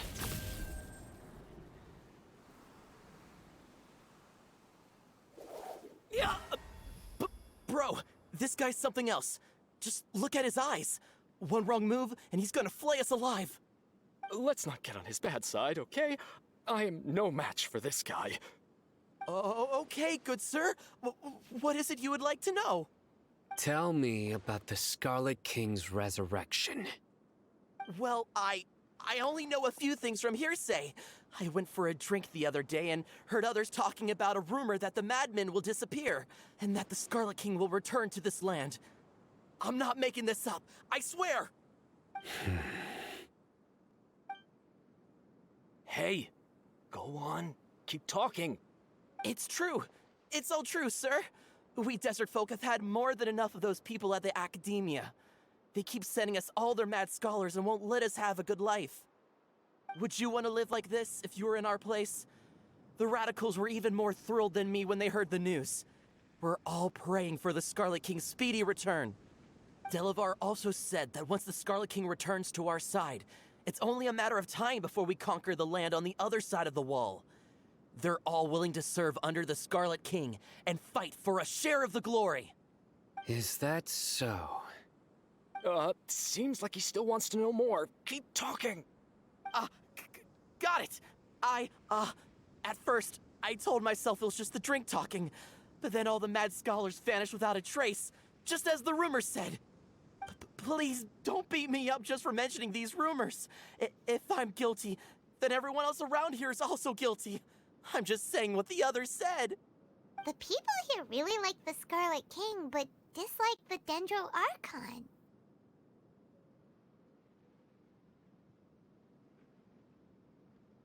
The academia is probably the true target of their hatred. Where is this radical person you talked about? I haven't run into him over the past few days, so he probably hasn't been around the village. What about you, man? Have you seen him at all? No, not at all. We wouldn't dare lie to you. He's really not here right now. Sounds like you're not too close with the radicals. No, of course not. All we know are their names. I have many ways to stop you from talking.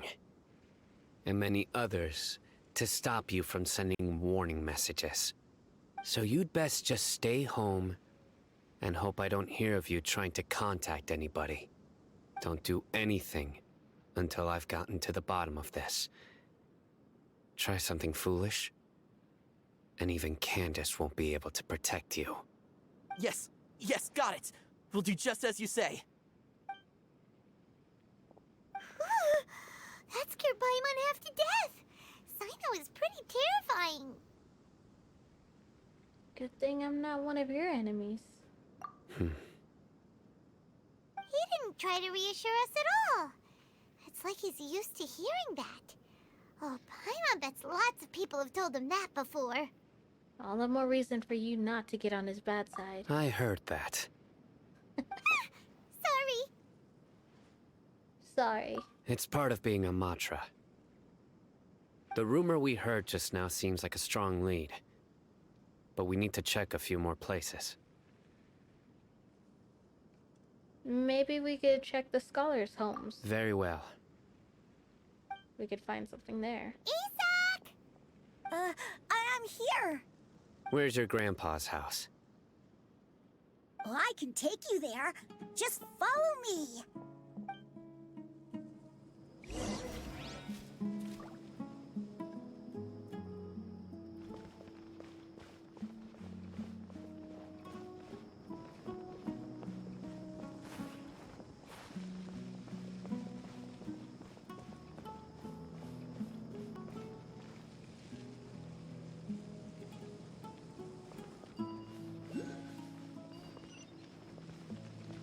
Grandpa? Oh, he likes to be alone. Sometimes he stares at the sky in a daze, and other times he just pokes at the ground with his fingers. Every now and then, he yells out at the top of his lungs, so a lot of people are really scared of him. But he's a good person, really. I know he is.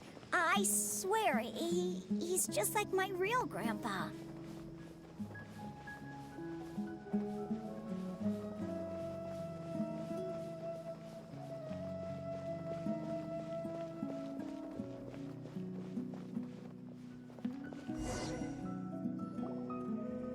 This is where Grandpa usually stays. There sure isn't much here. What's that smell? Side note, did you catch a faint whiff of incense? No. Incense?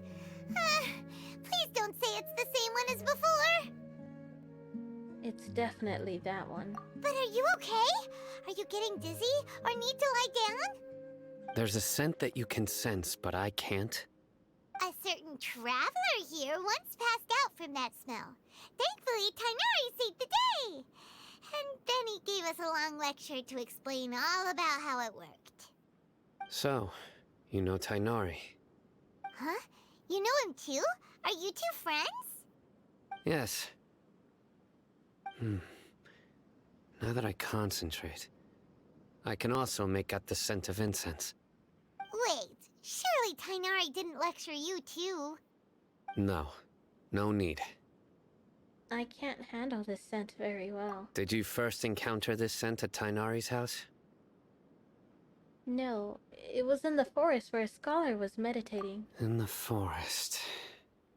From a scholar. Let's keep looking for more clues.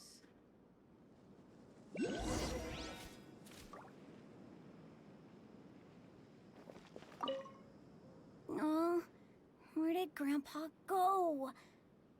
Please come home, Grandpa.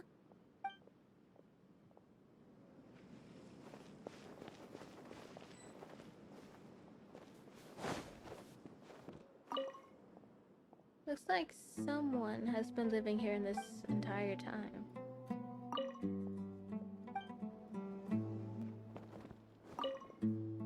These are all daily necessities.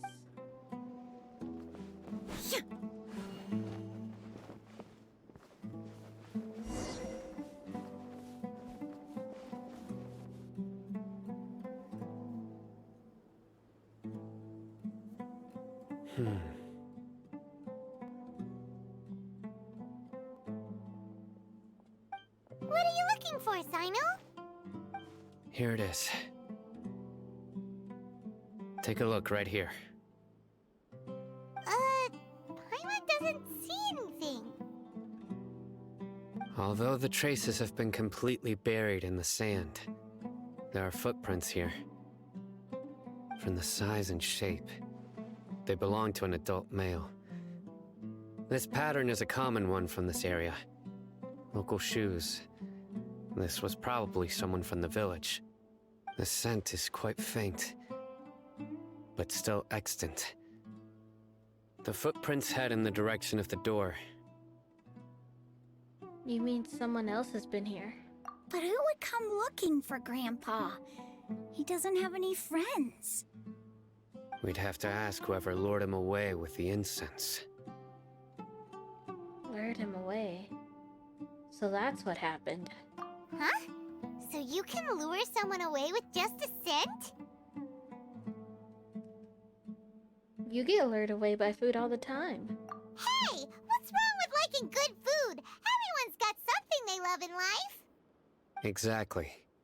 Most scholars are fond of incense, since the smell supposedly helps them clear their minds and discover new knowledge. Even deep within the clutches of madness, they still yearn for their knowledge-seeking days, and will follow the scent whenever it presents itself. No, Grandpa. So, someone's taking advantage of their weakness? Huh. Still, why would anyone want to abduct all the scholars? Is it to resurrect the Scarlet King? Are the rumors really true? That's the only lead we have so far. Could the disappearance of all the mad scholars have something to do with the radicals? It's highly likely. Please, you have to save my Grandpa. Grandpa's never done anything wrong. Please help him. Sounds like we'd better help get him back. Don't you worry, Isak. We won't let whoever took him get away with it. Let's head to Aru Village and inform Candace and the others about what we learned here. After that, we'll set off to find the scholars.